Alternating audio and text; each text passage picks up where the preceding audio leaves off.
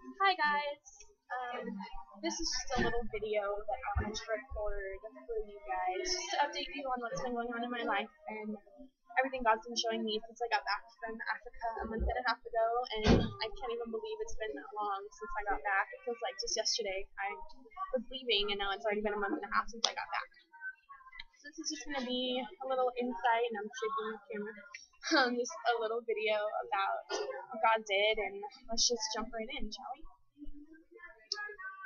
This trip kind of came out of nowhere for me. I don't really know how God worked this in because I wasn't really thinking about it at the time. I had just gotten back from Sri Lanka. I was in Sri Lanka in July of last year.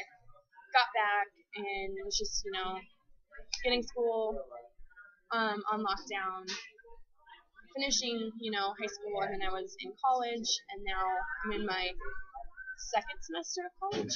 I don't know, one of those. So when he brought this opportunity into my life, I was a little hesitant because I wasn't sure if this was something that I really wanted, really not knowing if this is something that he was planning for me or I was just jumping into too suddenly. But after a while, he really did show me that's what he wanted, with bringing funds together. And I had the final funds come in the day before we left, which was crazy. That whole fundraising experience definitely grew me in my faith more than I can say. And if any of you have been on a mission trip before, you know how stressful that can be and how much faith you have to have, waiting and waiting and waiting for funds to come in and praying and not knowing if you're going to be able to go or not. So I never thought that was going to be me. I never thought that he was going to stretch me in that way, which never say that because he will. So definitely be prepared for that if you ever want to go on a trip. Just be prepared to be stretched. So as soon as all the funds came in, I knew that this was definitely something he wanted for me, even though it was the day before we left. So getting on the plane for 16 hours was definitely an experience.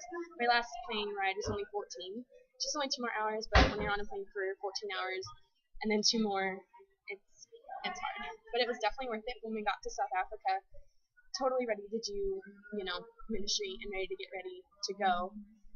Ready to get ready, that's not a sentence, but so excited to, do God's work over there. And we landed in Malawi and headed straight out to African Bible College to get set up for what we were going to do. And then as soon as we arrived, meeting the Spencers and what an awesome ministry they run at African Bible College, and being able to work with them alongside of them for 2 weeks was incredible. The way that Marion and Steve and all their kids welcomed us in was so grateful. So I just want to say thank you guys for that, because you guys were our family while we were out there, and now you're a part of my family personally, and I know the rest of the team can speak to that as well. So thank you guys for being so gracious to us while we were out there. So we did a lot of ministries when we were out there. We worked for the Chisomo Idea, which is a soccer organization that they started, kind of like a soccer camp for the kids in one of the villages. And then we worked at Grace of God Orphanage with over 100 orphans. We played games with them, we sang, and just loved on them for the time we were there. And then got chased out by some creepy guys called the Guli Wankuli, which were interesting. You guys can Google them if you want to know more about them. Pretty much witch doctors who are kind of like Malawian gangsters, if you will, who carry around machetes and try to scare people. And it sounds worse than it really is, but it was kind of freaky for us at the time, but all in the name of God, right? So we went out and did that, and then we spent 2 nights in a village called Chalmandenga, where we did a feeding program one day and a medical clinic. We hiked up a hill. We did so many amazing things that it's hard to describe with just words. You really have to experience it to really get the full effect of everything we did. So we did all that.